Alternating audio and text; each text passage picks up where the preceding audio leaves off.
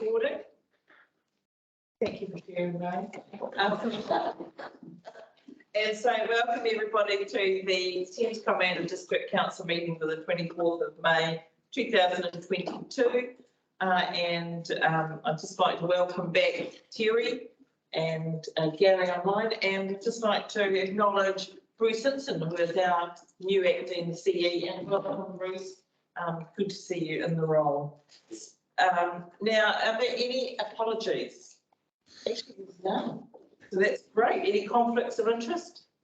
There being none, confirmation of hearing minutes. And what do we have? So the first one is 1.3, which is the suggested resolution. I'll move. I'll second. Thank you. Move Sally, seconded Murray. Any discussion? There being none, all those in favour, please say aye. Aye. Against, carried. So we have the draft submission. Council submission on the draft National Adaptation Plan. So it's pretty amazing about putting that together because these things aren't easy. Just like to congratulate staff for that. So we have a resolution. Do you want to read it? Hello, Martin. Thank you. Yep, seconded. And do I have a seconder? Yes. Robin, thank you. And we have Mishka. Mishka, welcome. Kia ora. Lovely to see you. This was a joint effort, and I sort of took the lead on the actual submission. I helped put the report together. So the draft National Adaptation Plan it's always a plan to have a plan, sets out objectives and policies, which we've submitted on with future adaptation to climate change. So it's important for us to put a submission in. Yeah, any questions? Any questions of Mishka? Well, hang on. I don't know if you had any other comments to make, Amon? No. You want to unmute? Can you hear us, Amon? Okay, we're moving on. I'm going to wait for him. So are there any questions of Mishka? Martin? Yeah, more a comment. I just think it ties in really well with the whole SMP process, and I hope that when they look at it, they'll be going, "Wow, that looks like TCDC's on the wall." Good. Oh well, we've got about three years ahead of the game, Martin. Don't you think so? At least. Awesome. Oh, well, thank you very much. There being no questions or no further comment. Through the chair, just a question, do we need to get 2 elected members? Do we get to appoint 2 elected members? We do. Yes. Can we appoint 2 elected members? Yep. So, Which is part of course 3. and to approve any changes to draft submission prior to its lodgement. Yeah, I'm happy to do that. There's no draft changes being suggested today. Would 2 members like to? Robin and Martin suggested a member in conjunction with CE. Happy to do that. So we don't actually need to name them for the resolution. Yes, we do. Okay. Rightio. Is Amon now on board? Yes, I am. So before we actually move the resolution, did you want to make any comment, Amon? Yes. It would be good just to make a brief comment. I think what's in the National Adaptation Plan is significant, and it's going to shape how we respond to some of the challenges right across our district. One thing that was challenging is responding to it is the relatively short timeline and the really broad range of questions. So you could have gone into a whole lot of detail about everything from managed retreat to legislation reform. And so we've tried to focus on the shoreline management plan and what's important to us. And we've tried to also highlight that there's a lot of opportunity in our district for us to do things with other people's support that would actually have a wider benefit across the country. So hopefully that's picked up at a central government level, and it's a kind of opportunity to seek funding and work with others to address some of our challenges. So I don't know if you picked that up in the report, but that was part of what we are trying to achieve through the submission. Good on you. No, we really appreciate it. So we're going to, Ariana's just suggested that we appoint the 2 delegates separately as separate resolutions, so we'll do that. We have a mover and a seconder, and a 4th recommendation will be for councillors Sinclair and Robley to be the 2 appointed council delegates. 2 appointed councillors, yeah, just leave it at that, in conjunction with the CE. So is the mover and seconder happy with that? I think that was us actually. Yes. The chair, what I'm suggesting is that we have a different mover. Yeah. Because the appointment. Okay. So Okay. I'm happy to move with second. Murray, seconded Sally. Thank you. So, yes, Martin? Yeah, so the only other comment I would make is in that, in here, it does recognise the challenges around engaging with iwi, and I think it's good that it notes that, because, you know, while our SMP panels have, you know, got people from all around the area, yeah, it has been challenge having iwi voice in that, so I think it's good that that's written down in here. Excellent. So I'll move the first 3 recommendations, which was moved Martin, seconded Robin. All those in favour, please say aye. Aye. Against, carried. Move the 4th recommendation, appointing the 2 councillors. Move Murray, seconded Scully. All those in favour, please say aye. Aye. Against, carried. Thank you, Mr. Chair. Thank you, Amon. Well done. Appreciate it. Right, we now move on to item 2.2, which is the Tairua Skatepark location deliberations. Through the chair, once again, I just need to make a comment that Eileen's Veros have not arrived yet, so we're just wondering if we can take the annual plan deliberations report. Sorry, Ariana, that you're breaking up. Could you just repeat that again, please? So Veros have not arrived yet, so we're considering delaying this item until after the next item. Okay.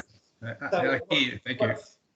What's the Veros expected ETA? About 10 Pardon? in about 10 minutes. In about 10 minutes. 15 minutes, yeah. Okay. So are we going to go on with the annual plan deliberations? Yep. Yep. People comfortable with that? Right. Okay. So we'll move to 2.3 on page 122.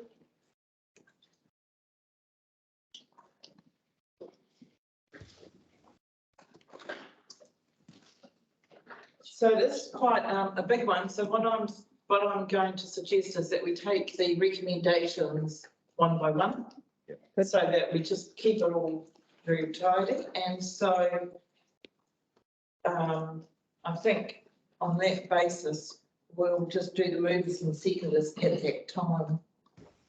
So we have Kate, is she online? Kate. Sorry, Kate, we're running a bit ahead because there's jump things around. So I don't know if there's any comment you wanted to make before we start. We're going to just start with the recommendations. I think there's probably comments on each recommendation, if we just pause at each one and get some discussion. Okay. Great. So we will move the first. Do I have a movement of seconder for 1 and 2? Yes. Move Sally, Rob seconder. Yep. Robin. And so that's receiving the deliberations and noting the summary analysis of submissions. So are there any comments? There being none, I'll put that resolution. All those in favour, please say aye. Aye. Against, carried.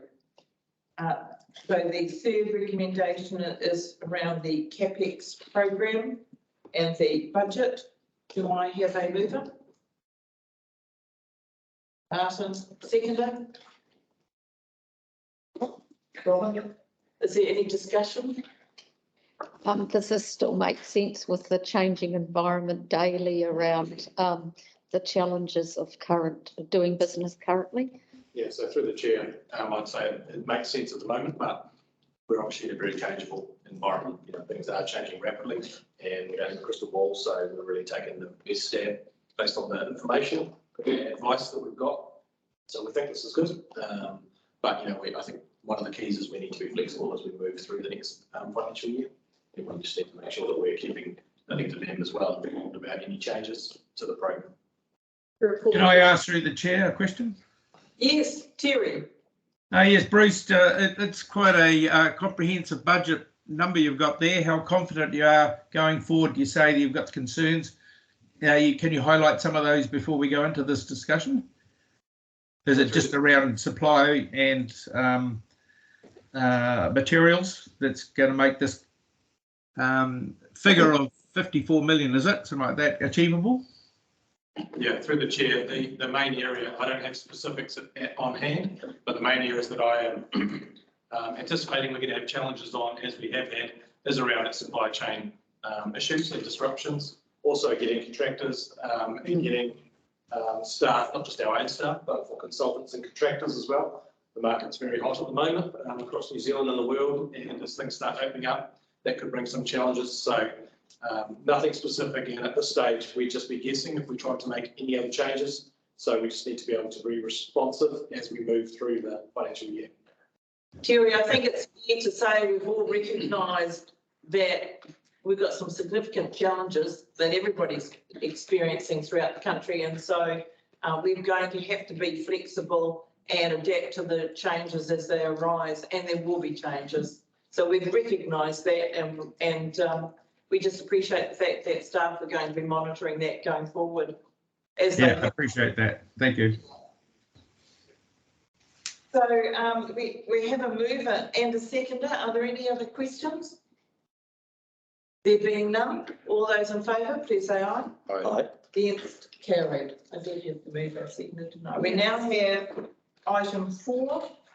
We have a slight modification of wording between, do we conflate B and C or do we keep those separate?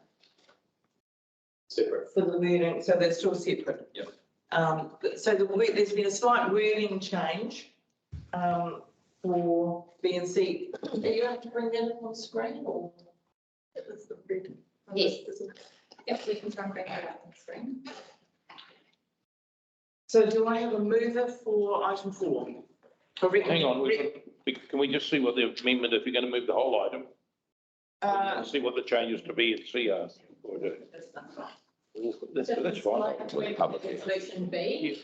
Yep, that's right. Rather than reading a provision of a public walkway, it's provision of a walkway with public access. I'll move it. Yeah, okay, so I'll second. Recommendation 4 in its entirety was the amendment about, instead of public access, it's a walkway with public access. So it's slightly different. It means that the walkway can be on private property with public access. Martin. So with that section B and C, I just want to make sure that those two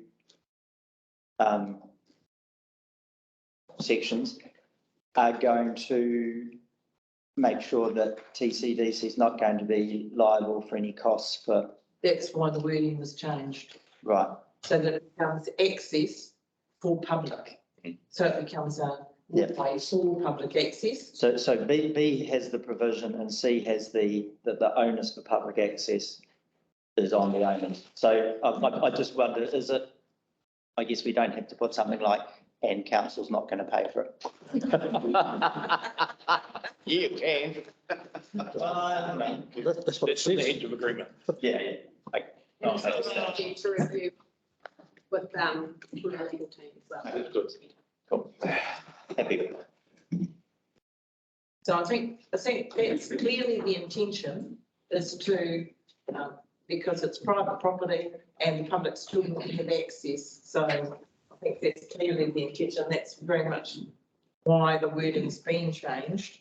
And so hopefully that is understood going forward. So we have a mover, Murray, seconded Sally. I'll put the recommendation. All those in favour, please say aye. Aye. Sorry, what was that? Oh, sorry, aye from against. Yeah. I'm against, yeah. So, Gary, you're supportive? Yes, I just coughed, sorry. No, it's all right. Sometimes they're not easy to hear. So that's carried. Recommendation 4, enforcement inclusion, and this is a range of things. Sorry, 5. Recommendation 5, do I have a mover?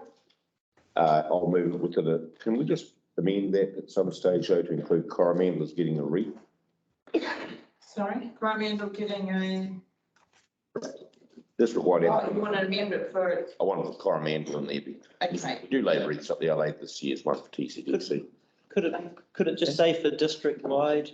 Yeah. Yeah. And- Yeah. Yeah. Because I was going to say, say for Batarang. Marking. So use Mercury Bay, I'm not really at, but Yeah. I'd go with the district. Wise total wreath.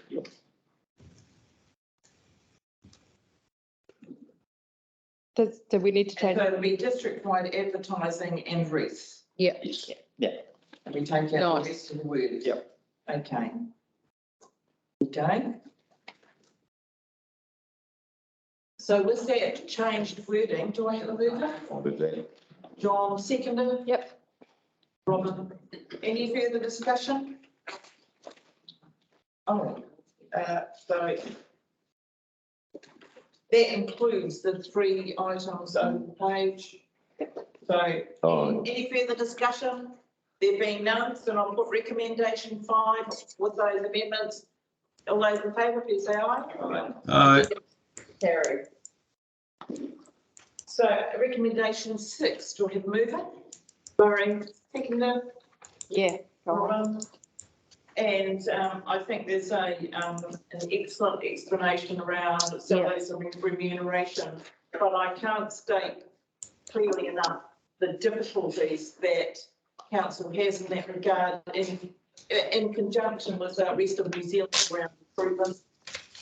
It's an incredibly challenging environment these days, so yeah, well done to staff. Martin. Oh, sorry, do we have to, have we moved and seconded this for It's discussion? moved and Okay, seconded. cool. So the 1.53 million, so is that entirely around existing staff? Because it talks about salary gaps and competitor compensate staff, or is that also It's around not in accordance with recruitment? policy, so. But is some of that also for additional recruitment of staff? Or, I wouldn't have thought so. Well, it's for everything. I mean, it's an operational matter, so as staff remuneration is considered, or, I don't know, do you like to comment on So that? through the chair, it's predominantly for existing staff. There might be a very small number of additional roles that we're looking at. But at this stage, it's predominantly around existing staff and making sure that we're appropriately remunerating our staff and making sure that we're hanging on to the people that we've got. so just as a follow-up question, how many, do you consider that we are short of staff, and how many staff do you think we're currently, how many positions are we So through the currently? chair, I won't get into the details on how many short on staff we do now, because that's quite a long, that's quite a big discussion to start getting into that level of detail. But we can have discussions on that in the future, if we need to, once we get into the full detail. Thank you. Murray. I think that our, the reason for putting this forward to the chief executive and came through from the CEO later in the committee was that we recognise that there needed to be flexibility for staff to be paid more, that some staff hadn't had a salary increase for 4 years, and it provided the chief executive flexibility to pay people. In a nutshell. But not only that, but people are being headhunted left, right and centre all around the country, and we're no exception. So good people are being shoulder tapped, go elsewhere. So it's a real vulnerability for us. Retention is It's not very the highest player in the private sector compared to the private sector. So it's a constant challenge, and I just thank staff for meeting that challenge, and council for the decision here. So thank you so much, everybody, and any further questions of code or comments? I'll put the resolution. All those in favour, please say aye. Aye. Against, carried. So recommendation 7, rounds 3 waters. Do I have a mover? Yes, I'll move. John, second. I'll second that. Thank you, Terry. All those in favour, please say aye. Aye. Against, carried. There's a couple of decisions to make there, isn't there? Through the chair. Yes. Could we just decide what percentage that you are resigning for, because it's sort of off at 25% or 50% or another. Oh, big pardon. Oh, Yes. I just assumed it was 25. Yeah. Could just make that clear, then that would be great for staff to be able to work those numbers through. Donna, did you want to expand on what that difference means? Yeah. So, yeah, I'll just have to bring out the report, because that is in there. Murray. I think it's a very interesting discussion item. Smiled to myself when I read this because it's money that has actually been taken and rated for the 3 waters, which we've put in retained earnings. If 3 waters goes, this is money we've already rated for and put in. So I think it's a very smart move to take that away, but it's not sitting there and we're getting the benefit of it now rather than someone who can't spend it there later. And I think it was a good move. And also we're anticipating that we haven't got, it's got to be quite clear that we don't have these retained earnings right at this moment. However, we're anticipating that we will have by the end of the financial year. Yeah. So we're kind of preempting the fact that we will have those retained earnings, and we will, it's just prudent to be able to give that back to the ratepayer who has paid, has already contributed to do that this year, to give it back to them in the rates, the fee rate and stuff. It is two-edged sword though, because the 3 Yes. waters don't go ahead, we don't do this. And but also a reminder that our financial strategy says that we won't have any retained earnings of any more than, I think it's 200,000. So we would be in breach of that. We can use them as well. So do you need a percentage on? But just guide staff as to how much they can actually use to fund that. Murray. Can I ask another question? Because we're not going to know our retained earnings until the 30th of June this year, after the 30th of June. Sorry, We're not going to know our retained earnings in the 3 waters until after the 30th of June this year. that's correct. So it's the decision we're making now, if we say 50%, there can't be applied to rates for the year because we don't know. So we're making a decision for 2 years out. We're making an assumption that we will apply that to the rate. June 23. Yeah, no. June 2022. Or 20, for the next financial Yeah, year. it's not this year, that's what I mean. Yeah. No, you're talking different years. It means that your decision will take account whatever situation is at the time, I don't. No, because unfortunately we don't know, and we've got to, we're signing off the annual report, annual plan before we will know the numbers exactly. So we have to we've got to make an educated guess on this. It's for the 22 and 23 years. So we're making a calculation based on what we think it's going to be at the end of this financial year to offset the rates for the year starting on 1 July. So what is your recommendation between 25 and 50 or 60 or 40? So through the chair, my only concern around going for the higher number is a couple of other movements and stuff that we've touched on. Yeah. Around revaluation, so I'd probably stick to the 25, I would say. Yes. Just feel a little more prudent, but We are anticipating that there might be a big movement in our evaluations this year with the bond appreciation. And so that will mean then we would need to fund that appreciation, and we might get some of those retained earnings to do that, in order to do that. So I would do more on the 14th. But side. the funding depreciation is flexible in itself because we can choose to fund less than depreciation. We can, but again, that decision would have to be made before the end of the financial year. I just say that Three Waters goes through with more proof to take 50 and Three Waters doesn't go through with more proof to take 25. We have got another opportunity, we have annual plan. Yeah. Position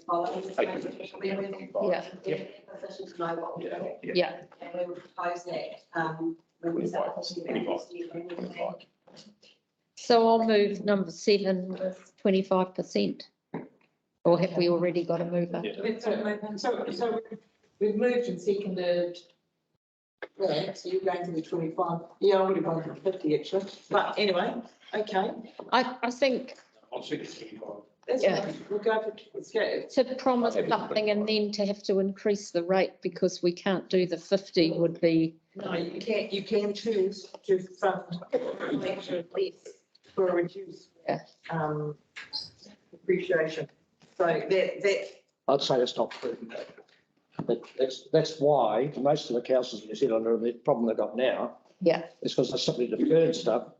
They've offset their rates by simply not accruing enough to go and do the replacements or repairs. Yeah. So for me, that wouldn't be prudent financial management. So in my view. yeah, okay. So that's all right. But that changes. Well, that's political decisions that are, Yeah, that is the mess that we're in because people have all elected, not entirely. a lot of it is. It's because we simply haven't had the money because we didn't want to wait for it to go and deal with the infrastructure issues that we know are coming our way.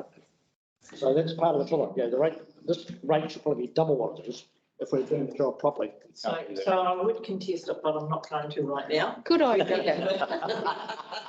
Well done, Mayor. Thank you, Cindy. So we're going at 25%. We have a mover and a second, moved Murray, seconded Sally. All those in favour, please say aye. Right. So thank you for raising that one, Donna. So recommendation 8, thank you, Terry and Gary. Recommendation 8, do I have a mover? Martin, seconded Robin. Any discussions? The inclusion of the schedule of fees and charges attached to the report. Martin. Yes, I just wanted to look at the retrofitting injected exterior wall insulation fee.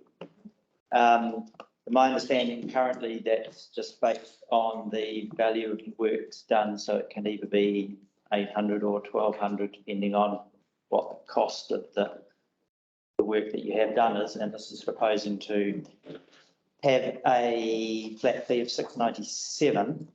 And when it was discussed around the Thames Community Board, looked at what the average fees for other councils are, and it was less than 300, sort of around the 250 mark, and several councils don't charge for it at all. And I'm also just not sure here how it talks about the fee be amended to cover those companies registered with the current code mark by removing the need for an inspection, thus reducing the fee. But it doesn't say what that would then make the fee. So I would just like to propose that actually it's considerably cheaper and is more in line with what other councils in this area are doing. Can I just explain that the attached schedule of fees and charges has got a number of amendments in it from what was consulted on and proposed. And so that is proposing an amendment. We consulted on $697 for this, and the proposal is for those companies that are Codemark certified, that they don't need to have an inspection because we trust them, they've gone through that process, and therefore for them the fee would reduce to $517. So it has dropped what we proposed for that fee increase. There's a number of aspects that it is subject to a building consent, that's legislatively required. And if we were to change it, we'd have to look at our funding model for how we charge fees and charges where we can identify the people using that service. No. Any other questions? Yes. Terry. Yes. Are we discussing the boat fees in this part of the process, or is that later? This is boat fees. Yeah, I've got some concerns over this I'd like to discuss if I may, or have a few words on. Should we wrap up, excuse me, if we wrap up the retrofitting installation fee first and then certainly time to discuss the hub facility fees. There's there's changes that staff are recommending for those as well from what was proposed. So are there? I'm not getting the feeling that there's a lot of widespread support around the table to. So what I'm hearing is if we reduce this considerably, say to 300 or something, which is what a lot of councils are paying, is that true? Yeah. That then we would have a deficit in our projected budget, which we would have to then meet somehow by increasing something else. Is that what you're saying? Pretty much. But we don't have a quantum of what that might be, No. which is a shame. It is becoming more and more popular. I believe that the team are fielding more interest in the retrofitting for installation. Yeah, through the chair, we have fairly small numbers of consents and staff pretty comfortable if they want to be further change. I guess from our position, building fees are typically user pays, and so we're basically budgeted for what it would, the true cost of processing this consent. When you compare to other councils, the other thing that we're careful about is that we've wrapped everything in there, including the CCC. So total is 517. Other councils might be saying it's $300 just so we can see then once it's signed off, it comes in for a CCC. But in the end, if this was to be lowered any further, it would be because we want to encourage homes and encourage these type of consents. Yes. It means that we could wear a little bit of the cost of processing this out. So it's still, pay staff to process these types of consents. So this is kind of where it's landed naturally. Should we use a pace? If you're looking at user pays. It should be user pace. So that policy work around our contribution towards healthy homes is a separate bit of work that won't get done before the end of June. And, we'll have differences of opinion about that. So that's a policy thing to be worked out as this council moves forward. Is that what I'm hearing? And look, if that happens, we can appetite to make those changes to the year as well. I mean, it's a big setting, but we would not initially around it would just be.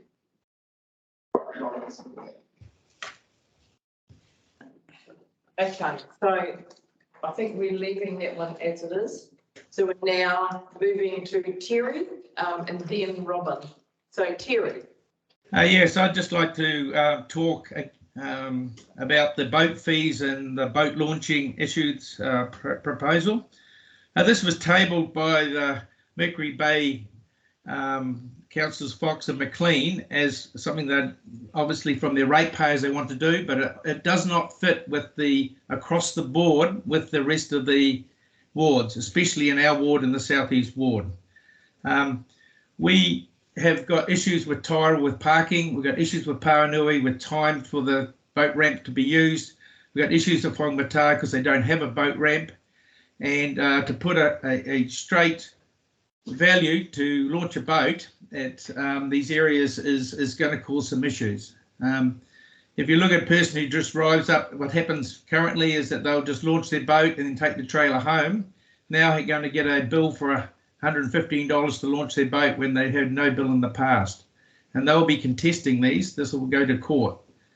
So my understanding is that, and I've spoken to these groups, these pressure groups in Tairua and Paranui, and said, if you go for a $90 across the board parking fee and launching fee, and as long as you can retain the money, they were interested in putting that down in their submissions, which came through in the submissions that they were happy to have a fee if they could keep the money and use it for their assets to, especially around Paranui, to try and resolve the issues with sand, etc. So I'm concerned that this is going to cause some major issues, and I see that the commercial wharf side of it has been deferred, and yet the boat launching and parking is still in the program. And if you look at the council's move on trying to use user pays, there's no user pays in council. they're just contributions. If you look what happens with the library, there's a contribution from members, but it's paid by the ratepayers. And if you go look at the reserves, concessions, contributions paid by the ratepayers.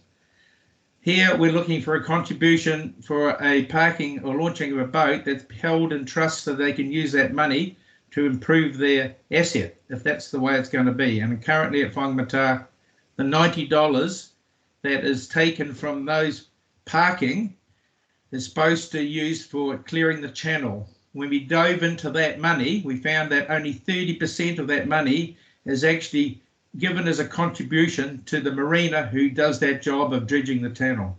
The rest of the money, which should have been collected, is spent on the wharf, which is 500 metres away and only has 3 commercial operators at that wharf, which is not enough money to keep the maintenance. The wharf is now a community asset, which has got half it turned into a fishing and half it turned into a kids jumping block. So that asset should be paid through ratepayers like the libraries and the reserves. And I'm just really concerned this is going to cause issue. Boating is a big part of why people come to the coast. And if we don't have an apples for apples across the board, what are we putting this in for when there's going to be a lot of pushback and concern?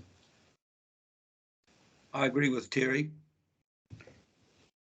Okay, so just to clarify, my understanding is that the income derived from the users, from fees and charges, is applied back to the ongoing maintenance and upgrade of these facilities. Is that correct? For the associated area for harbour facilities, including the free facilities. Yes. It's not correct. It goes into the wharves, if I can, sorry to interrupt. It goes into the wharves as well as the boat ramps, and the wharves are totally different to the boat ramps. The wharves have a contribution from the commercial operators that operate the wharves. The boat ramps. I appreciate that, Terry. Appreciate that. My second question is, for clarification, is around dredging. Now, a big part of some of these areas require dredging as to accommodate boat launching, etc. Will dredging be a part of the area covered by the revenue from fees and charges? It already is currently. So Bruce, did you have something? Yeah, so through the chair, yes, it is already covered by that and it will be. I suppose the only comment I would make is that these fees don't take us to a full user pays arrangement. It's still subsidised by ratepayers, so we're not talking about going to full user charges only funding the activity. It does stay in the local community water area, as Kate mentioned. And from my perspective, my advice to you would be it's impractical to start trying to go down to individual asset level about where you hold money going to just a wharf or just ramps. So the activities are fairly small as they are. When you look at Whangamata's community water areas, harbour facilities, which includes the wharf, obviously, the money goes back to that activity. And similarly, in the other community water areas, in Mercury Bay, there's wharves and ramps. They're all in that activity together. And these fees all go in there combined with a local works and services fee. And that's how we fund the activities. Bruce, can I just comment on that? Yep, sure. So, Bruce, the Whangamata Wharf has nothing to do with the boaters that use the boat ramp. The boat ramp is totally different and 2 different operations. The 3 commercial operators that use the wharf are commercial and pay a contribution towards the maintenance of the wharf. The boaties do not use the wharf. So how can the money that comes from the boaties parking be taken away to use the wharf when it should be used for the assets around where they're working, where they're using? Actually, the boaties do use the wharf because when they've got a catch they want to report in, that's where they tie up and do the weigh-in. That's during the fishing competitions. That's where the Ocean Sports Clubs paid for the use of the wharf during that fishing competition. What I heard Bruce say was that, yes, the revenue from both are combined and used for maintenance and upgrades within the whole community board area. What you're wanting to do is change that policy down to individual assets. And Bruce said that that wasn't workable as far as his team was concerned. That's what I heard. Yeah. Yeah, and that's a bit that's really getting us, Sally, is that they should be separated out because at the moment the commercial operation on the wharf fees have been put aside and not going to be looked at. And yet here we are combining the income from the boaties and parking into the same budget, and they should be kept separate. Just a further clarification, the commercial side is continuing as they currently do. So any further changes will be, changes are going to be reconsidered in light of new information from the commercial operators, but they will be contributing under the current provisions. Yeah. Yes, the current status, that we would like the status quo to remain until ours are in a situation where they have a apples for apples opportunity to have a district-wide approach to it, or the money is kept separately. And this is clear from the Pawanui and Tairua associations over there. They'll look at this if the money is kept separately, and that came through in their submissions. They were cleared to do that in their submissions as long as they could retain the money to put it back into things like removing the sand around the Pawanui Royal Bully Point issue, and over in the Tairua one looking for better parking opportunities. Thank you, Terry. I was just going to say, it is kept separately, Terry, because harbours and harbour facilities are a local activity. No, the wharfs are not kept separate. They're part of the two put together. You can see the difference here. The boaties use the ramps and the commercial operators use the wharf. That's all right, Terry, we get it. Thank you. Is that the end of that discussion? Cool. Okay. No, we haven't made a decision. No, well, my question's about something completely different. Something completely different. All right. So we're not. Is anyone proposing? Terry is wanting to exclude that portion and change that portion. Is there? Is anybody else wanting to exclude that? Yeah, I second that, Gary. Right.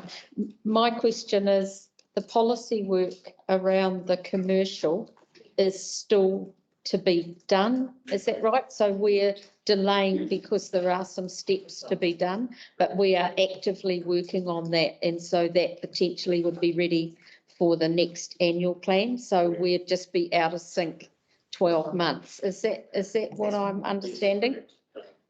So in effect, going back to Terry's, this is what we're talking about as a local activity. If he excludes, it means Whangamata don't get the revenues and all that they would normally, that the restaurants are getting. They still have to pay for any improvements to the wharf or boat launching out of their own local budget. They haven't got the revenues. They're taking that gamble. Doesn't really matter.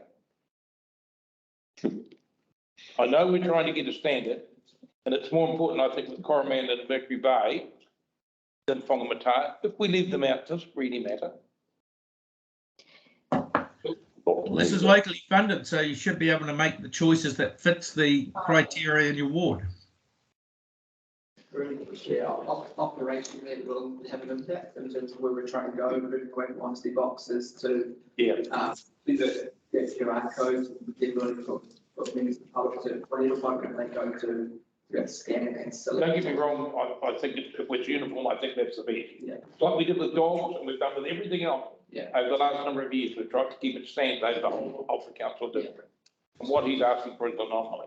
Sorry. No, I think, Murray, what I'm trying to say is that the conditions are not apples for apples. Your situations or facilities in Mercury Bay, that you've got parking and you've got ability to launch, they aren't the same in our area. We've got some that haven't got parking, some that we can't launch on, and we want to be able to have apples for apples if you want a constant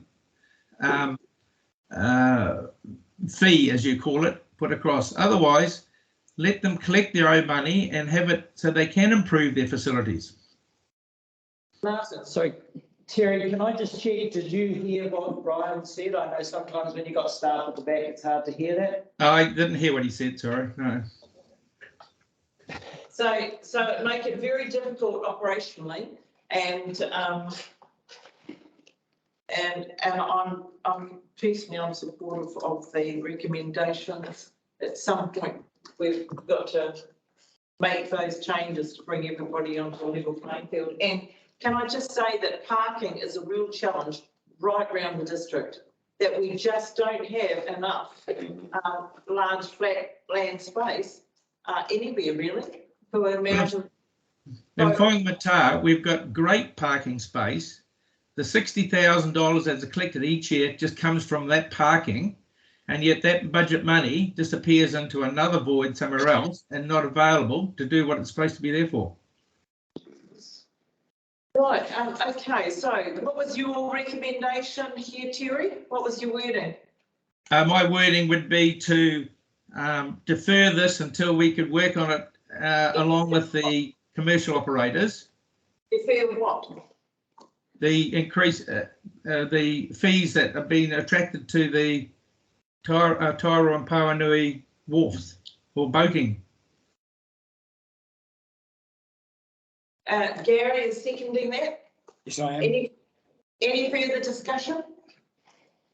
There being none, then I'll put the resolution. Let's just have the resolution again.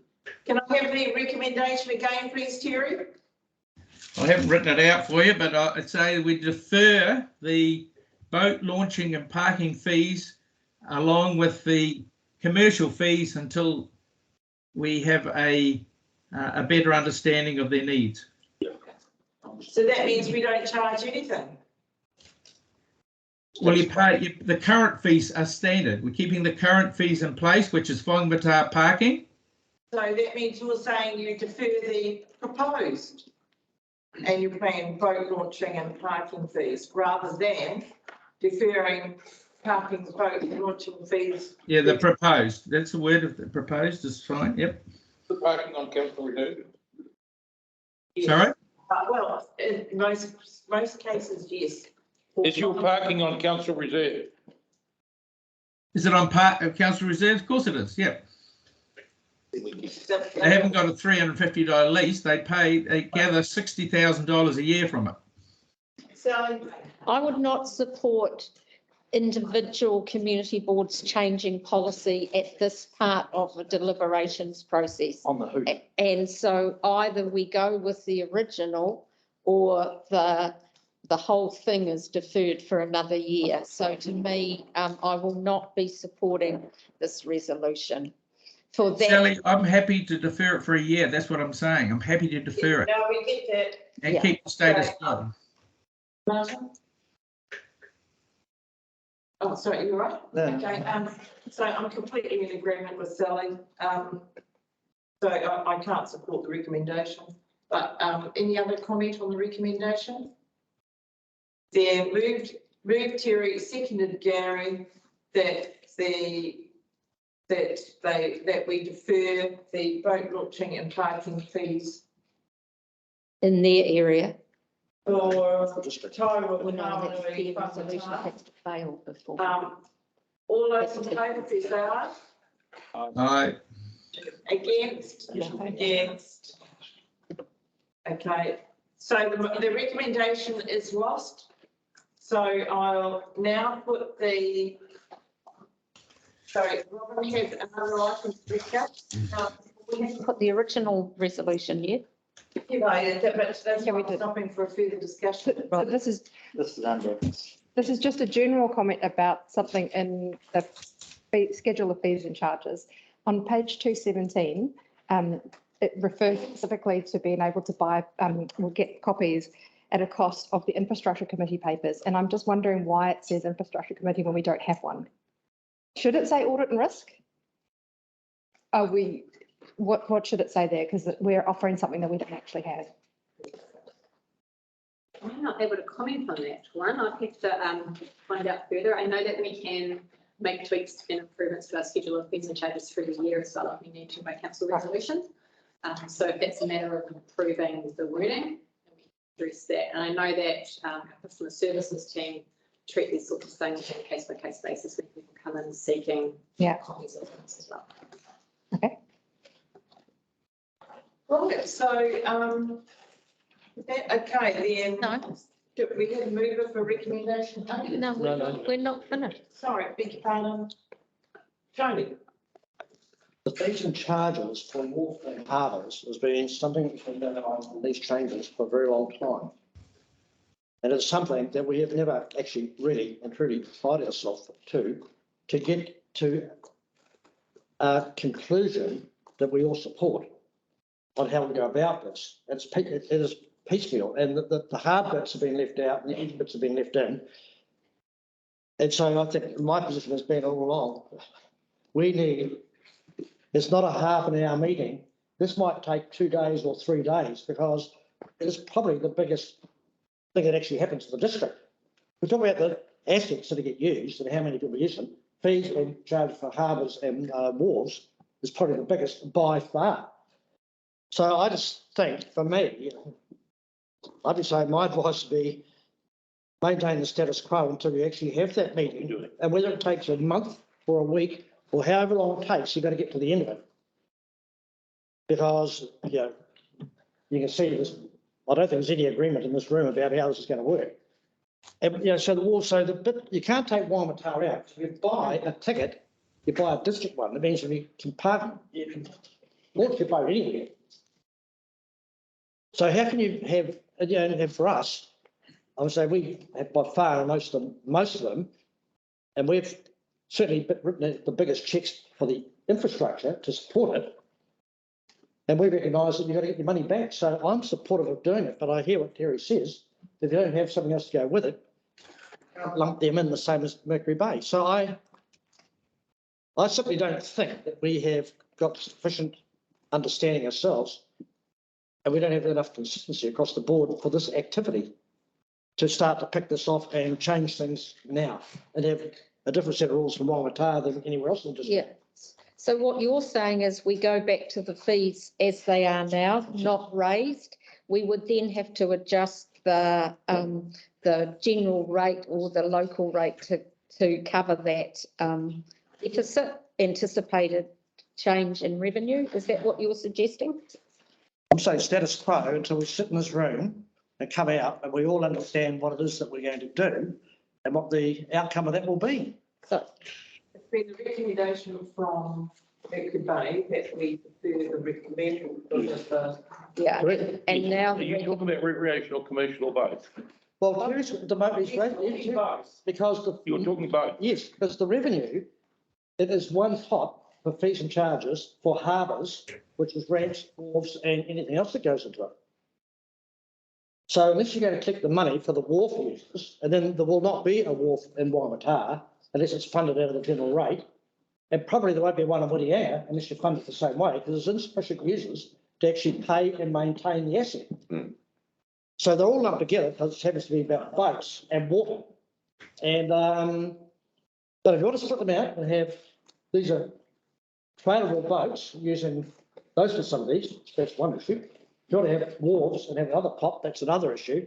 If you want to have parking, it's because we've never got over the issue is what, for me, we're not paying for parking. We're paying for having a boat ramp to back your boat down with concrete to keep your truck and trailer out of the salt water as much as you can and launch your boat safely and conveniently.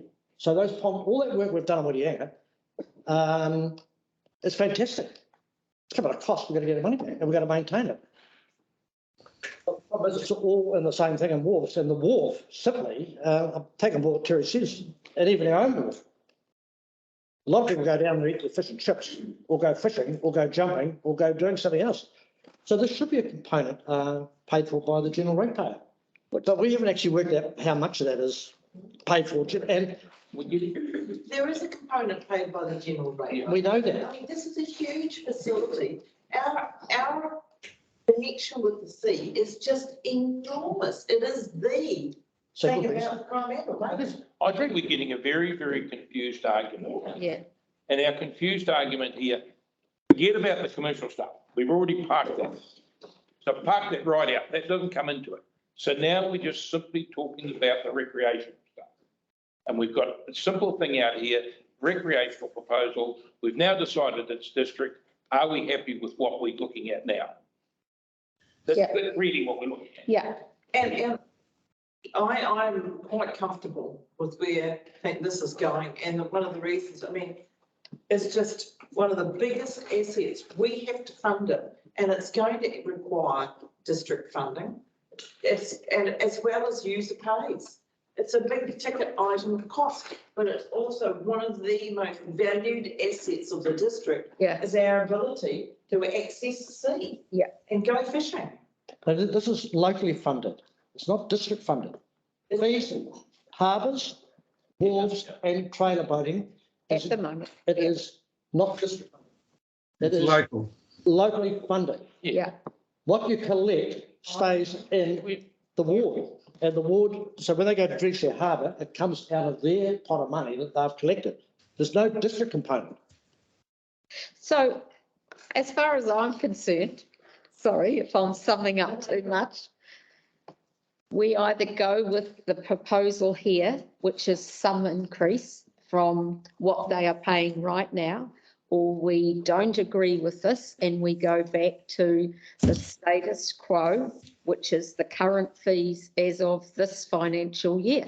That to me is our decision that we have to make. Is that true? Agree, and I support the status quo. Yep, that's what it should be. There's going to be very upset people with what's been happening and then have it increased. Through the chair, if I could just highlight. Yeah. Okay. One would be that a number of reports and workshops have come to council on this. Most recently, or in December, there was a report where council agreed to consult on this proposal. The increases, the estimated increase in revenue was worked into the proposed budgets that we consulted on. So if we were to go back to status quo, that will have an impact on rates. Yes. Thirdly, we're looking, Brian's mentioned some operational improvements to have a district-wide approach.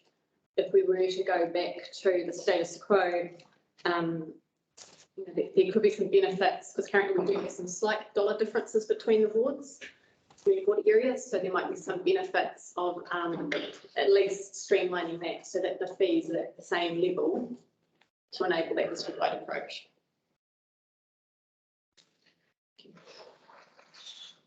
Okay, so do we bite the bullet now? Or do we do more work on this, Brian? I'm going to test the room by moving the resolution in the paper that for this Right, change. so we're going to put the resolution. No, it's we already have mover and a second. Yeah, we do. Fees and charges already have a mover and a second. Yes, Right. here it was councillor Bromley and Sinclair. Okay, so we'll put, I'm going to do exactly what Sally's suggested, and that's put the resolution. So we'll see where that goes. Yeah. All those in favour of the recommendation 8, please say aye. Aye. Against? Aye. Who else is against? All right, it's carried. We're moving on to recommendation 9. Very poor decision. So recommendation 9, so inclusion of the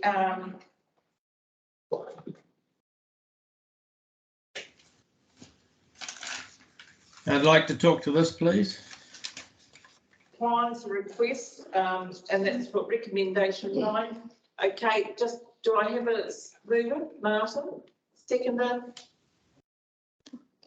Can we do them separately because they're so different? Okay, well, so we'll do them separately. So Martin. Do you want me to move 9A? If you could, we'll move recommendation 9A. I'll see. Moved by Martin, seconded by Robin. Discussion. Yes, I'd like to talk to this if we can. Thank you. So the Whangamata Information Centre is an important asset to Whangamata. The $30,000 which we took out of retained earnings last year to try and get it back into the long-term plan, or into this next long-term plan for the next 2 years. The $30,000 allows 2 staff and all outgoings to be paid. We're happy to fund the Mercury Bay for 120k and the Thames for 100k when the tourists were there.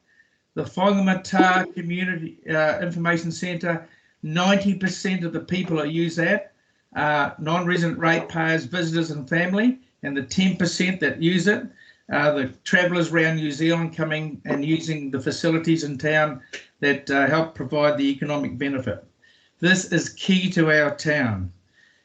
Destination Coromandel has picked the mountain bike Park as its key project to put through its promotions for the Destination Coromandel. It sees it as a important project and important for the growth of our town. We have still got the highest number of visitors during the year through the busy parts, and the numbers haven't dropped. This $30,000 is key to our business. We have tried to do it without it, and we've failed 3 times. We're bringing it to the table to get your support to make this a valued asset for Whangamata. I do not support losing the 30,000. This is locally funded, isn't it? It's locally funded, so I thought it was. It's district funded, it's not even other. Okay, it's district. Make it work. District. Okay, it's an expectation of district. Make it work, you find. Okay, any further comment? I'm happy to support if it's locally funded. You know, the likes of Mercury Bay, we've contracted ours out. I think if they want to have it locally funded, more than happy. Murray, it was district funded when there was an eyesight for Thames and Whitianga, and we were No supporting eyesight in that. Whitianga district funded. Sorry? There's no eyesight in Whitianga district funded. It was district funded. There's no eyesight now in Whitianga district funded. Not now, there isn't. It's dropped from an eyesight back to an information. And I'm saying we've leased ours out. I'm saying I'll give you full support if it's locally funded. You can do what you like. Is the 50K currently locally funded from yours? Through the chair, all the info centres are all district funded. So if another board wanted to put more money into their particular info centre, they could do it from their local funds. So Yeah, we did it last year out of retained earnings to keep it going. And it's worked. The $80,000 makes the program work. We requested this funding back in the long-term plan, and for some reason it wasn't put it in there. Okay, so are you wanting to locally fund this, Terry? If you're not going to give me the district funding, I'm certainly will have to go to local funding to try and make this, to keep this going. So You're saying that district funding is not available? That's right. the minute Thames has struggled with its information centre, I can assure you, and it's still very contentious, and we haven't got one at this point in time. So the minute it was district funded and others were getting more than us, I'd be in like a rubber's dog trying to advocate for increased money for me here rather than Thames Community Board. So I'm with Murray that we keep it consistent district, and if local community boards want to add value or add asset, well then it becomes a community board issue. Yep. For fairness and equity. So do you want to do you want to locally fund this continued request? Yes, if it's not offered as a district funded, which I thought it was a district funded project, we will try and get it locally funded, yes. Do you want the In 2 years' time, when the tourists come back, there will be a rise for increased district funding for those areas, and I just hope they remember that then. But if that's the case, we'll locally fund it. So you want the local rate increase for this additional funding? Well, unless there's retained earnings we can again put our hands into, we want to keep this operation going. Okay, so it'll increase your local rate. You're okay with that? $6. How much? About $6. Well, how many rate cars we got there? What, 5,000? 5,500. Yeah, so $6 a unit. Okay, so how much it will be decline in the following year, so and the following. So we're supporting it provided it's locally funded.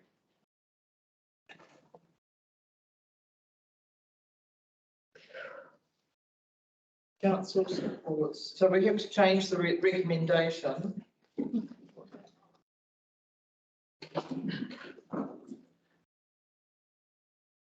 What's the correct wording for this, please? Someone?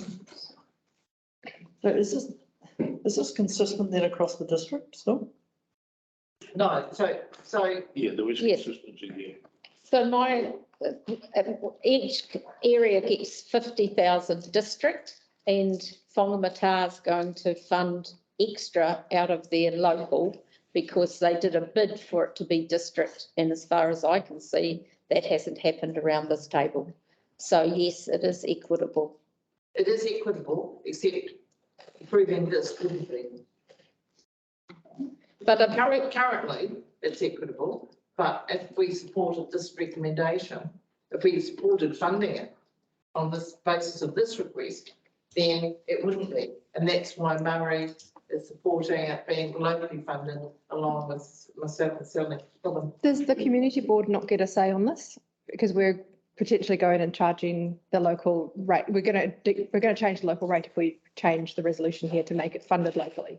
So The community board supported the $30,000 approach through Right, this okay. annual plan. And that's good enough to get us through? Through the chair council. Council sets the budgets and sets the rates. So, Right, okay. so they can do that. So I just want to know that it's more widely supported than the one councillor who's talking on this issue. Through the chair will, so we don't know that we're. Yeah. Because the actual resolution of 9A says declines the following That's right. request. So if we move that, Can you check it up on screen? Yeah. So move that, and then they have to provide another recommendation. Correct. What you suggested. To say they'll fund it locally. Okay. Maybe with that. All right, so the suggestion is that we put the current recommendation forward, and then there is a new recommendation from on the table in regard to the local funding. Yep. Yeah, that's what it's really. Approves the following request for Excuse me, Hayden. provided that it be locally funded at a rating of. Yes, and then there's. If you didn't consult on a local, No, if you didn't No. consult on this and this is. as a local rate, I don't know that you can introduce it No. at district without The consultation. community board supported the application of $30,000 in the annual plan submission. Yeah, but the council is not Council's declining the that. request. So therefore, a new resolution would have to come from you for a local rate. But that resolution might be out of step with what you're allowed to do in terms of a decision at this stage. So I would say through the chair that this is the process of deliberation, so new things can come into it unless I get the advice from Leslie or Kate that stepping well outside it, I would say that this is within the realms of what you can do in deliberations. Okay, so what we can do is we can put the original resolution, which I'll be supporting declining the request. Yep. At that point, then the community board can work out, following that, how they want to then continue to rate for that or fund that. Yeah. And I'll work with council staff on that. Okay, so I'm going to put the resolution, moved Mark and seconded Robin, it's recommendation 9. Which is exactly as it's written in the board Exactly paper. as it is, which is declining the request. All those in favour, please say aye. Aye. Against? Against. Thank you. The motion is carried that we decline the request. Do I have a recommendation for, do I have a mover for recommendation 9B? I'll move that and I'd like to talk to it, please. And do I have a seconder for recommendation 9C, B? Seconder. Murray, and so up for discussion, this is declining the request for the Waikato screen. Martin. Yes, so I believe this is $7,203, $7,203 per year for 3 years, which I think is a rating impact of about 25 cents per ratepayer. And I think it realises the economic potential of the arts to contribute to, I'm reading this, to the strategic objectives around engagement, jobs, potential revenue, showcasing our skills and our environment. And most of the Waikato councils have signed up to it. I think it's only us and one other one, it might be, I'm not sure. There's, Waikoma are the only ones who haven't. And I just think it's an opportunity that it would be a shame to miss for such a small amount. And I also note in there that it talks about Destination Coromandel doing that sort of promotion. I don't know how much Destination Coromandel do promote the film industry. Okay, so did anybody else want to make a comment? Because in response to that, I am aware that we do quite a lot of work through Kirsten and our economic development team around events and interest and movie, and you'll be aware of some of the work done on Thames Main Street. So we actually get quite a bit, we handle that. I just see this as having that regional film office who can take queries from film companies who can go out and advocate on our behalf. I just think that's that's a next level up from what we're able to do locally. So you support we decline it? I support that we sign up for 3 years. I took the motion that we decline it, that's why I seconded it. You've moved and seconded that we decline. Yeah, that's what I thought. But we're discussing it. Yeah. But the motion is that we decline it. Yeah, and he wants to change that. And you've moved that we decline it. Now you're speaking for it. I can't quite get with you. Okay. But I can't talk on it until we move. Oh, that's okay. To discuss it. That's okay, you're right. So we have a mover and a seconder for declining, and now Martin's now speaking in favour of supporting it. Did you want to add anything? Just to give you some stats, in the last 24 months, we've had like 20 applications from filming companies direct to our office, just to the ED through Kirsten, and also with Destination Coromandel. We work closely with Film Waikato already and kind, providing them, contacts, information. So we just think that we're already supporting them with the work that we're doing. So the financial support, we don't think needs to be retired. We're also funding Destination Coromandel who do this inquiries, and also use our economic development agency. So there is a lot of other agencies we're working with in that phase. Did anybody else want to comment? Okay, it's been moved and seconded. All those in favour, please say aye. Aye. Aye. Against? Against. Carried. Okay, now. Chair, just for clarification for review, we have here that Martin decline, move that to decline. Yeah, well. Yeah, just making sure. Yeah. Just sure you understand. Everybody agrees with that. Now, so are we having another? Usually you wouldn't move. We should add another resolution in to add that local funded money in for the eyesight or information centre in Whangamata, so they can rate for it locally from 1 July. Okay, so what's the wording for the recommendation? So Ari's got it there. Just sharing. So Terry and Gary, Yeah, here is your recommendation for locally funding the additional fund required for your eyesight.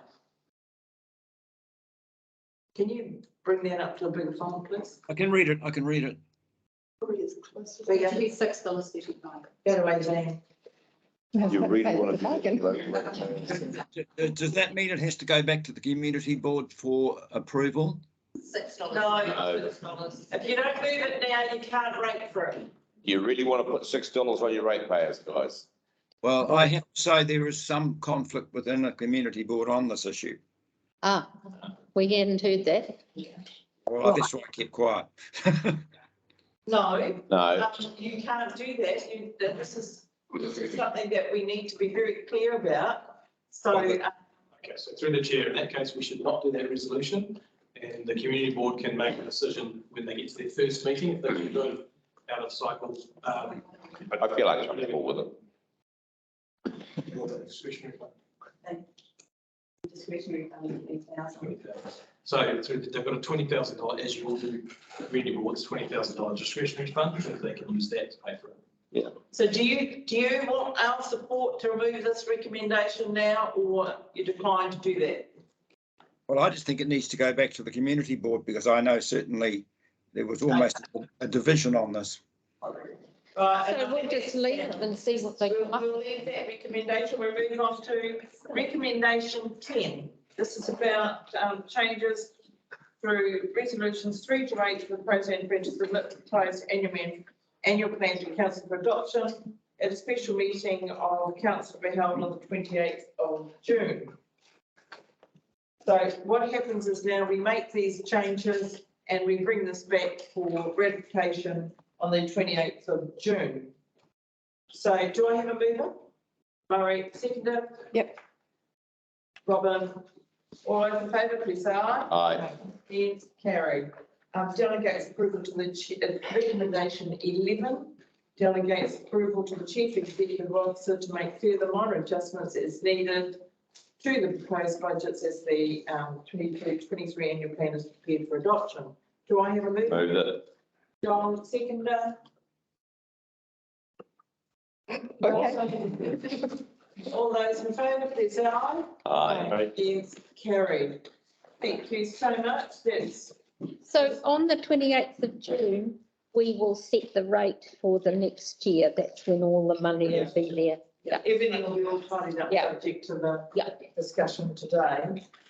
So that concludes the deliberations then, isn't it? For the annual plan, yes. Yeah, that concludes the deliberations. Making sure that we've got that right. And so I don't know whether you want to take a break now Yes. before we start with Tairua, Skatepark, or whether you want to just launch into the Tairua. People have been waiting a long time, but I think it's good to have a break too.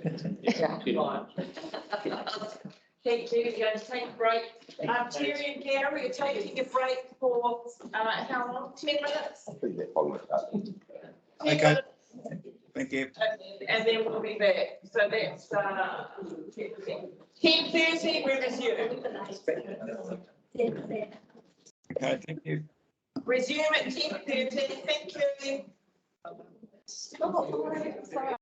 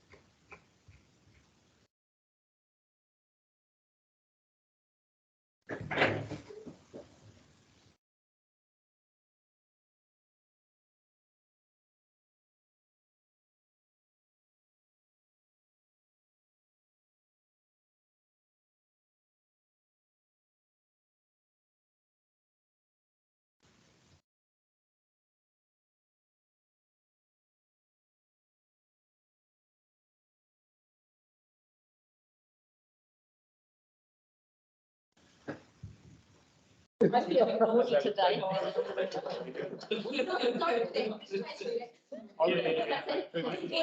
It gets naughtier. It sounds like my private person. Do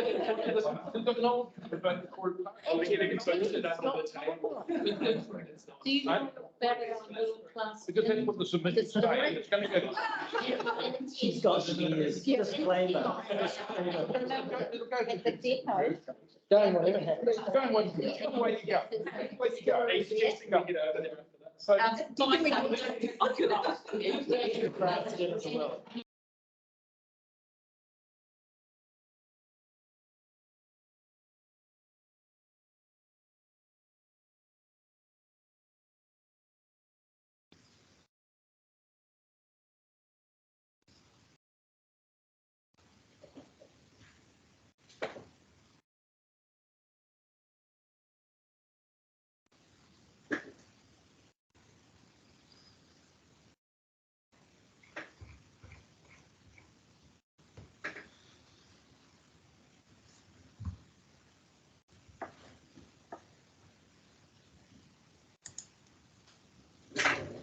Everybody, we're a little bit later than expected, but that's fine. So appreciate that. So Gary and Terry are back online and. Correct. Jeremy. Yep. The acoustic engineer. Morning. You can't hear on that comment.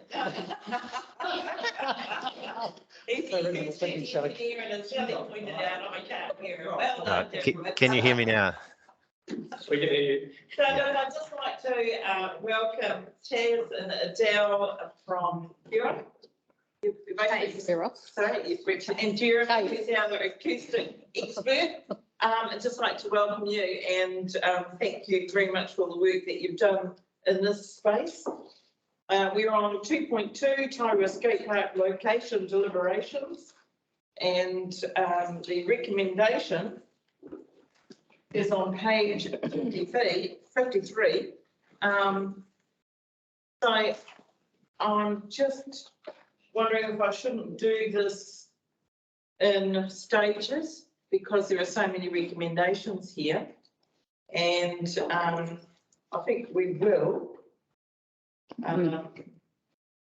Okay, so. Tony, do you have questions? I know the number of components of this resolution, but as I see this, first and foremost, this was about the location and the rest of the things are subsequent to agreeing location. So negotiating with the rugby club about the size of the field, the end goal, fire access and all those things, they're only things to support and considerations to support whatever venue you go to, as I read this resolution. So for me, I don't see any reason to go through them all at all, other than to either agree or disagree with Corey Park being the preferred location. And as I read it, and listening to these the submissions, overwhelmingly.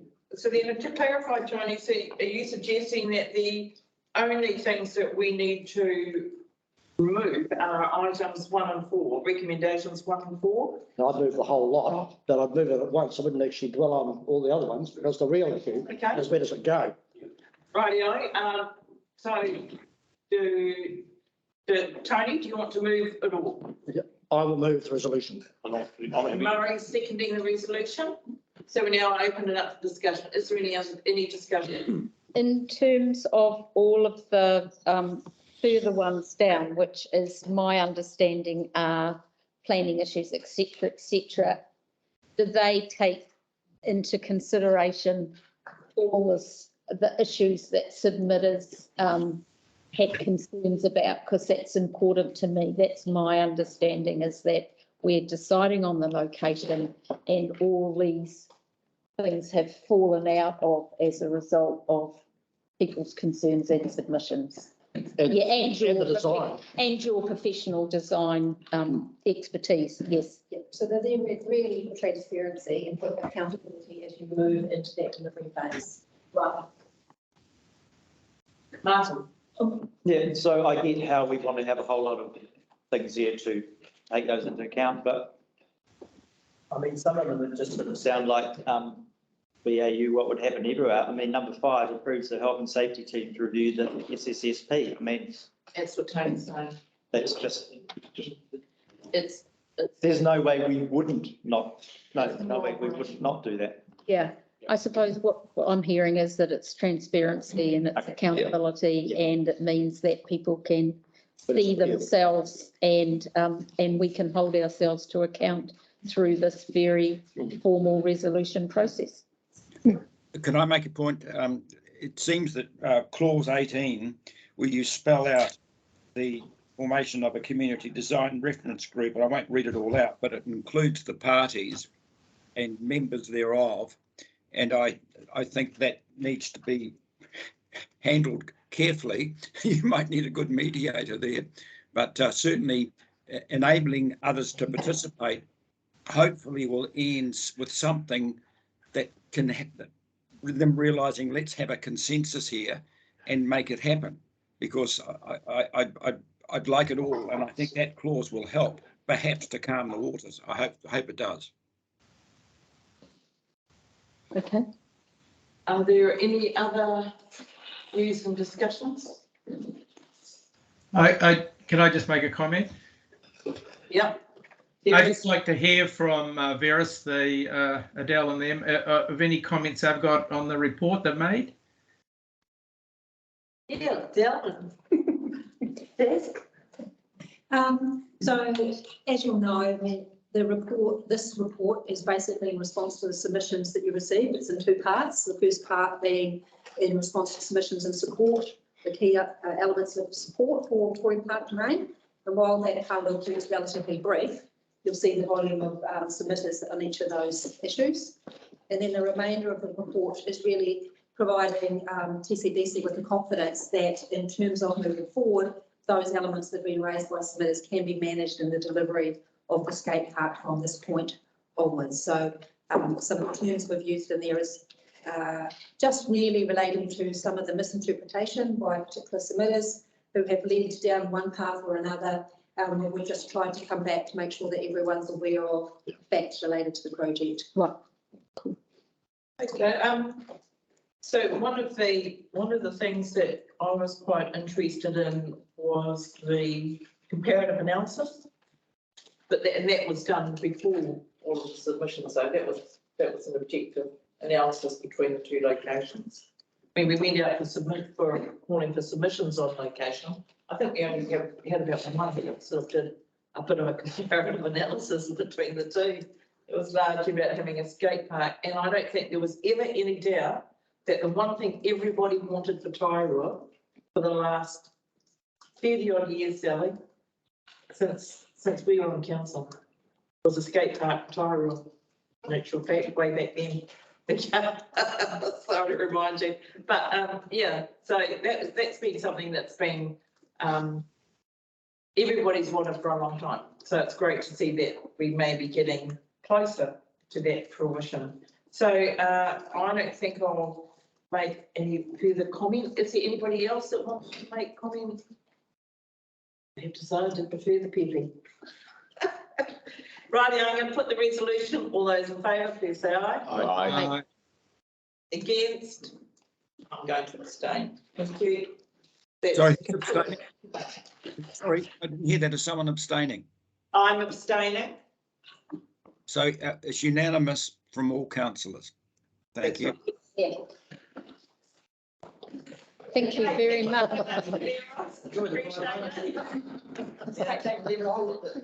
Yeah, go and have a coffee.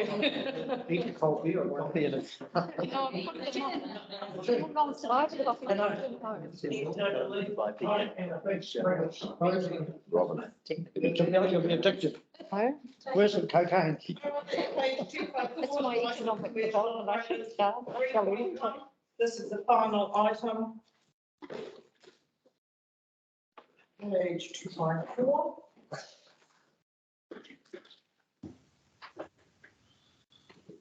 Thank you, Derek.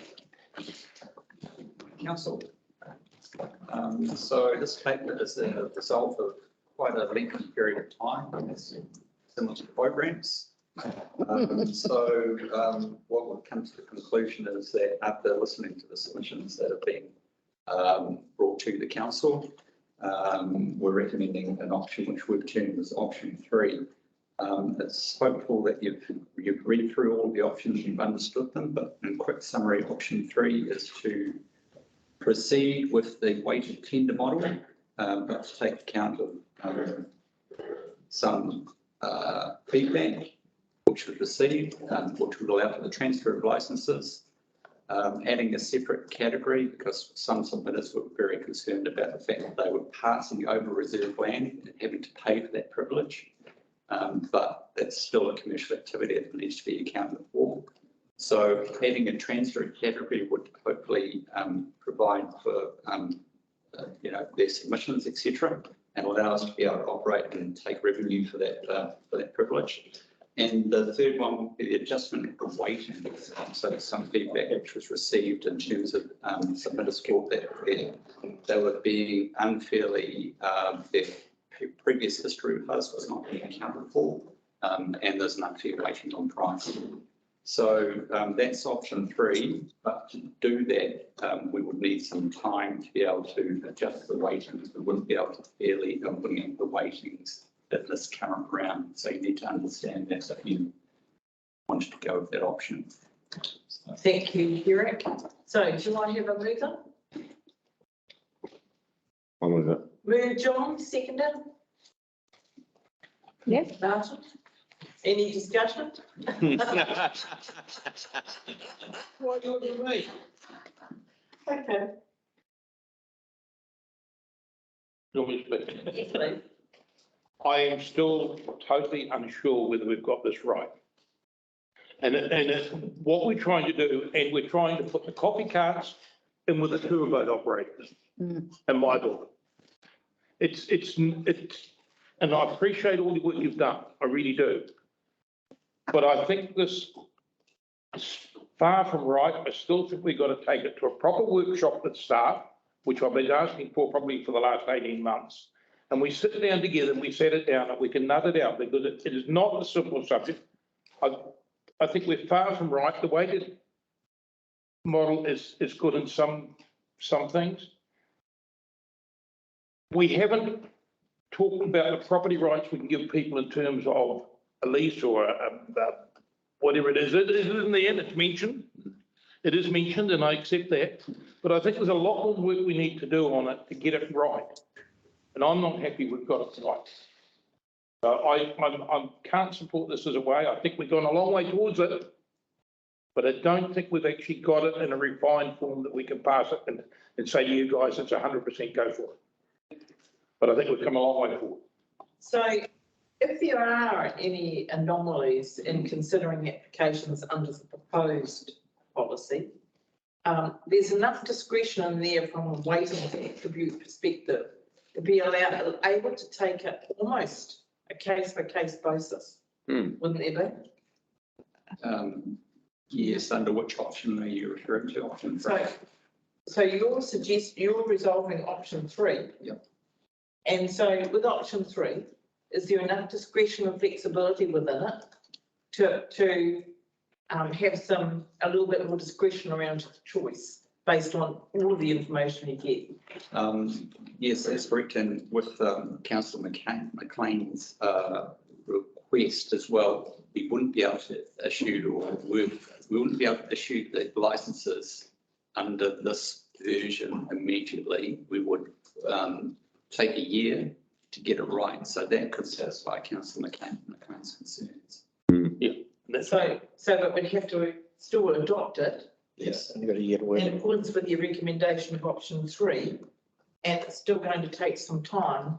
But you'd need to be explicit in the resolution that that's what you were going to do, because people will see this and think, how does it affect? Or if I'm some big person in somewhere and I want to come in and start a major business on your beach, I'm wanting clarity, consistency, so I can move quickly with my business model.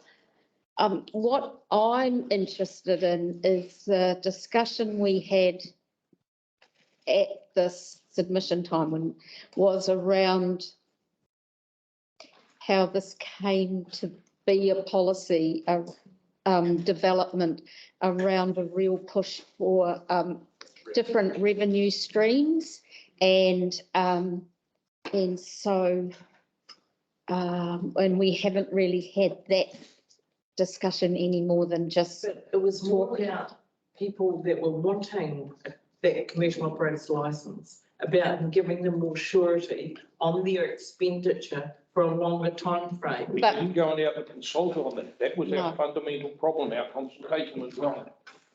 That's been my point all the time. that was Murray's point, but I don't think it was necessarily their point. The So, point is, we didn't consult on that long term. We didn't sell the sausage in this one. so if we got two options, we can either move this and pass it knowing that we've still got a year to decide on its implementation. We take it off the table till, and it'll be after the election now, and to resurface at some other stage. That's to me what.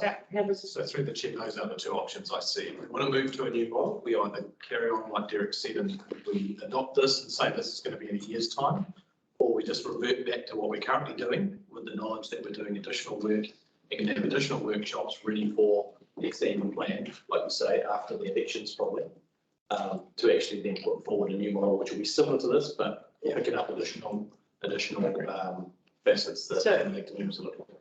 So are there going to be any revenue implications?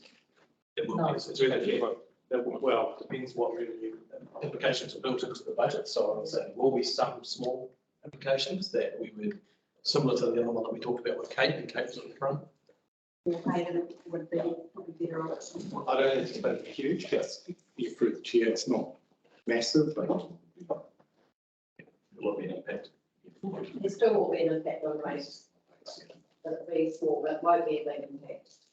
Right. Because we've assumed an income Yeah. level. Yes, Mary? The large purpose of this Mercury Bay, Yeah. and the large purpose of this is to get some equity between people that have a right to operate, be it a coffee cart or be it a tour boat that is using a council asset which is high value, get some equity but provide them some surety. That's right. And we've got to put it in a commercial basis, and I do not believe we consulted on that properly, and I don't believe we've got it here. You know, I'm not telling staff what to do, but sometimes if we sat down together, we could do a lot better. So through the chair, so it sounds like because we have had a lot of workshops on this topic, we've actually been through it a lot of times, but it sounds like we obviously haven't quite approached it in the right way, because we've obviously got a bit of a misfire here between elected members and staff. So even though we've had a number of workshops gone through it, we haven't quite got the alignment there. And possibly when we've gone out and consulted, we haven't had exactly what elected members might have been looking for. So even though Derek's done a work. Oh, God. And acknowledge that. And that won't be wasted, It actually. should be wasted. It looks like we're going to need to relook at how we actually workshop these things and work through this over the next 12 months to try and get something that we can actually, and Derek looks like he's about to say something, so.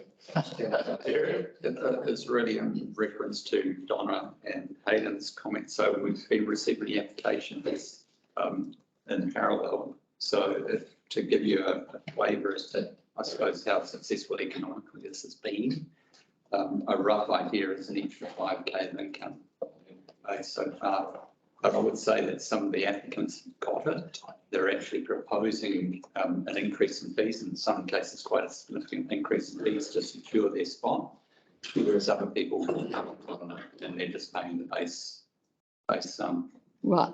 So through the chair, we need to do a lot more work, but as Derek says, some of the operators actually understood what the idea is about doing a weighted tender model, and some of them I'd be reluctant to pull that out because the weighted tender model for giving security of tenure a longer time frame with a person investing a lot more in their activity as a consequence, we could make that, I mean, that currently in what you're proposing, it can be optional anyway.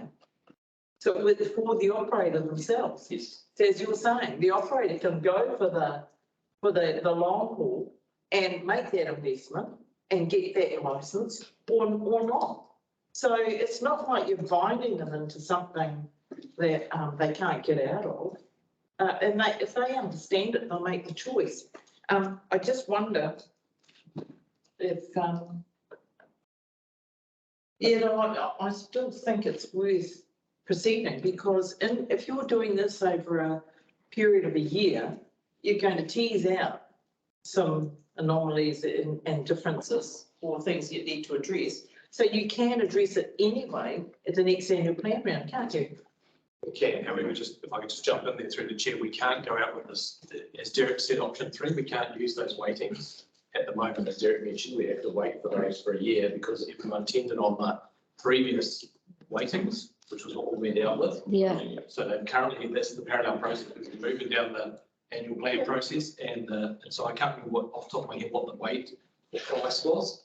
It might have been the other way around. Yeah, 15% was for experience and 25% price. So we're proposing to flip those. So we can't flip those without giving the operators another opportunity to reprice. So this is the kind of chat. So basically, we got status quo anyway in terms of fees. Yeah, and but if we've got status quo, but at the moment they can get a long-term license under new.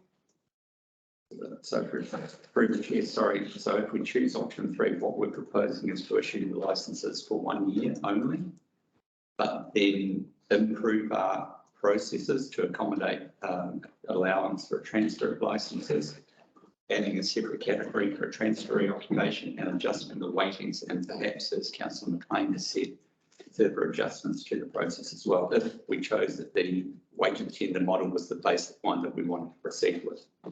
No. See, I'm reluctant to discuss a certain amount in this forum because I think there's some commercial sensitivity around expectations of what we think something is worth. And I, as an elected member, have got no, with all due respect to Derek, I don't know what he thinks a weighted tender for a charter boat operator should be in the vicinity of. I know what I think it should be in the vicinity of. Now, if those are completely different and we do that, then we actually haven't achieved where the objective is. And the other thing I want to say is, if the tender price is not up to where we expect, are we saying to staff don't issue any concessions to do that operation? So if we get a guy with 3 boats and we expect him to have X number of dollars in our charter and he does X minus 90%, do we issue that concession, or we say, no, you're not up to expectations, we're not going to issue a consent and make it go back to things. Now, all those sorts of things have never been tossed around, and I just want to see us get an idea from a governance point of view of where we're going and what we're doing, because I can't, and I'm out of order, I don't know, but I can't get my head around quite, are we properly commercial in this, what we're going to do? Does that make sense? Yeah, so here's what I'm thinking, that potentially we need someone with some expertise in that field, in this field, to come in and tease that through maybe. Look, I think Derek's done a huge job in background. So do I. But with all the experience, he's not a commercial, it's not your area of expertise, and I don't say that in any derogatory form, and I say you need some assistance. That's what I'm looking from to achieve what we're trying to achieve. So that's what we delay this. I'll be happy if it does. Delay that. What do you think? And bring in some expertise to work, tease through what it is that Change it. he's not getting. I'd rather get one than one. Yeah, so would I. That's, I'd rather, there's a year, I'd rather spend it, and we, the new council, they may have a different view than some of us in here. So but the thought of doing something, only to have to go and make, I won't say drastic, but significant change to something a year later shows that we didn't really apply ourselves as well as we could have. So I'm all for delaying it, but not losing sight of where there's at, and to make sure it's at the very top of the list for an incoming council. And we can, okay, so the first three recommendations are fine. I'll be with you in a sec, Martin. And my suggestion is that then, in line with what Murray and Tony and concerns raised, resolve to defer the proposed licence, Martin. So this is around the whole thing, but there was a submitter had talked about the noise that the ice cream team's bloody horn makes that last all summer long. And the staff had put noise restrictions aren't currently included, but it's something that could be investigated further. Complaints can be lodged with council and they'd be assessed against council bylaws. It just sort of seems to me that if we're issuing a licence for someone, they come along and they're pumping the horn all day long, they then go to, council and, oh no, well, you have to lodge that against the bylaw thing. It just sort of seems to me that that should be built in, that you can't have excessive noise. In response, they actually had a situation with a coffee cart in Whanamata that got complaints from the neighbours about noise. They were told they had to adjust their operation or move. Right. They adjusted their operation. And council worked with them on that. Yeah. And it was very successful. And that coffee cart is still there and the locals love it.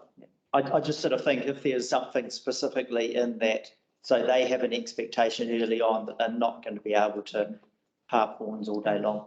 So I suppose Just proactive rather than waiting until they make the noise and then investigate. It makes sense, I suppose, through the chair. There's already, a whole range of bylaws and rules and regulations that everyone has to comply with anyway. So these people are no different to that they need to comply with those rules without us having to actually specifically mention don't. I know it's a minor point, but it just sort of seems, why don't we proactively do it rather than react after? Change it to music. But yes, I get it. Murray. so I was just going to make a comment. In hearing submissions, we heard a lot of submissions that in these COVID times, the revenues of these operators are well down. I think it shows, even though it suits us, it shows an act of good faith to the operators. Another 12 months, the tourism industry could be quite different. And I think it shows an act of good faith to the operators that we are listening. In a recession? Well, who knows? And who knows where we're going? I don't know. Okay. But so the recommendation, it just is modifying number 4 to resolves to defer the proposed licence commercial waiting tender, blah, blah, blah, blah. So that the recommendations 1, 2 and 3 are static. Recommendation 4 is just deferred. So that you come back another year's time. What do you think? Well, I think it's deferred for further discussion, not another year's time, because we need to act on it soon so we get it right. Otherwise, we get it at 11 o'clock like we've done for the last number of years and it doesn't go through. We start debating it at 5 to 12.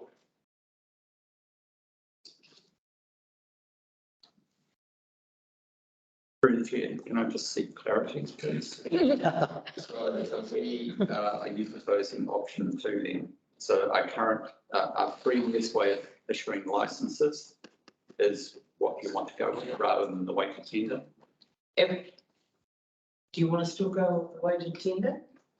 Go back to so through the chair, I think we're talking about returning back to what we just currently operating. Yeah, we just currently operating. Basically resolves to defer the proposed licence, blah blah blah blah, to be resolved by the new council before the next annual plan. Okay. And there it is a risk. Yeah. Huh? And there it is a huge risk because we're going to have possibly 6 out of 8 new councillors, if according to my maths is right, in this table, and there'll be no understanding that we know anything. So we're taking a huge risk too.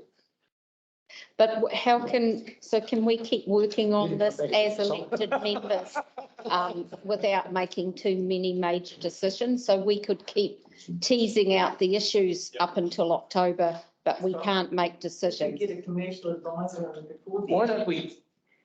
Why don't we want? Well, I think 90% of this is Mercury Bay.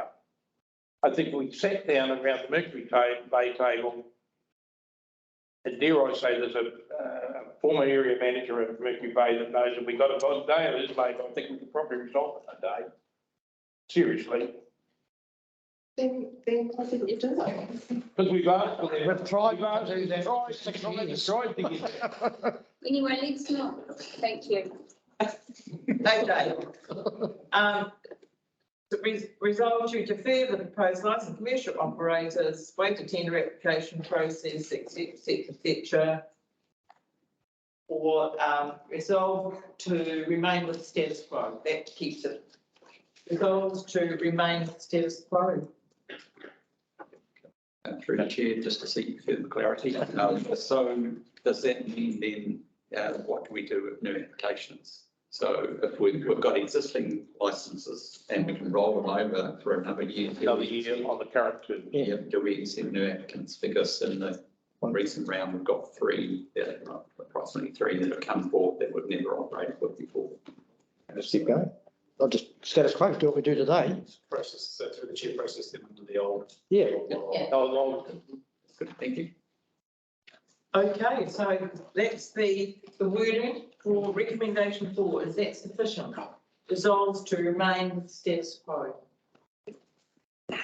With more work to be done, or how do you want to word that recommendation? Well, and ask the chief executive to give this matter urgent consideration and leave it on to start. That's good. And with status quo. With the chief executive officer to resolve outstanding matters forthwith. Or just expeditiously, how do you want to put it? Post haste?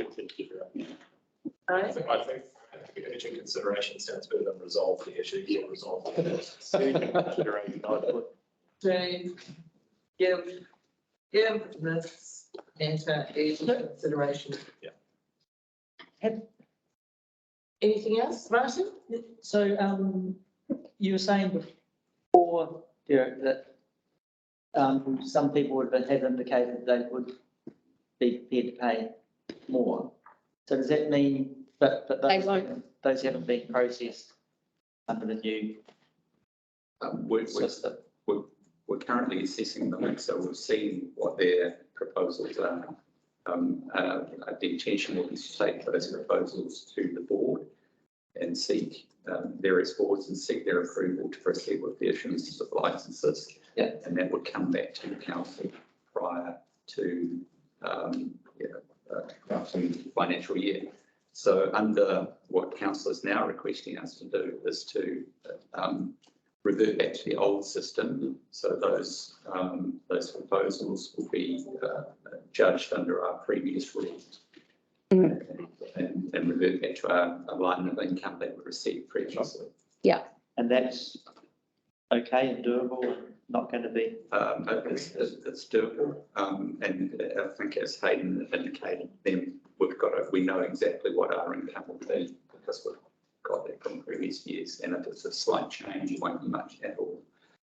It's a matter of $100 or a couple of $100 if there are additional. Yep. And we'd have a bit of a baseline when the additional work's done to say, we've already got some people that go to this far. And when we look at it, say, do we think it's far enough? Or is that a good place for everyone to be? So, yeah, that information is not wasted either. In fact, it'll be very helpful to inform the ongoing discussion. Okay, so resolves to defer No, resolved to remain with the status quo with the CE officer, chief executive officer, to give this matter urgent attention.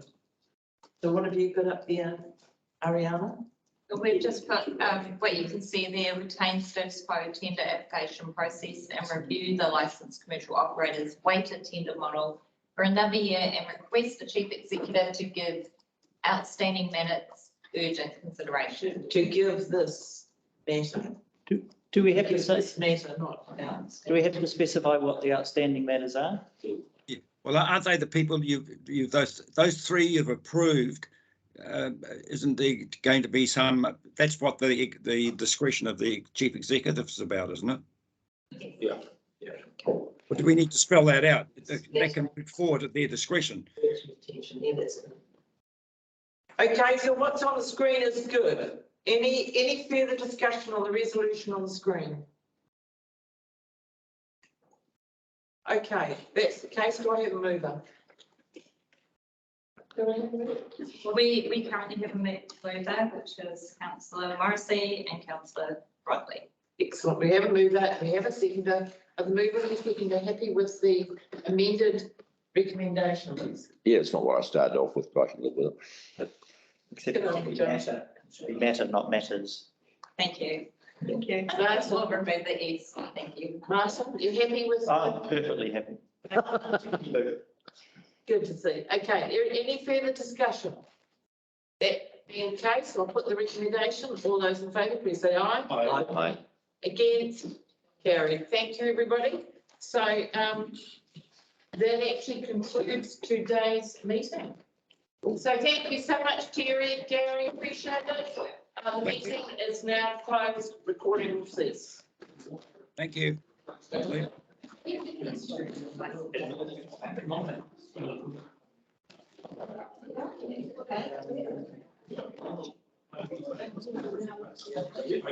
Oh, I didn't make it to that, Roger Cotton thing.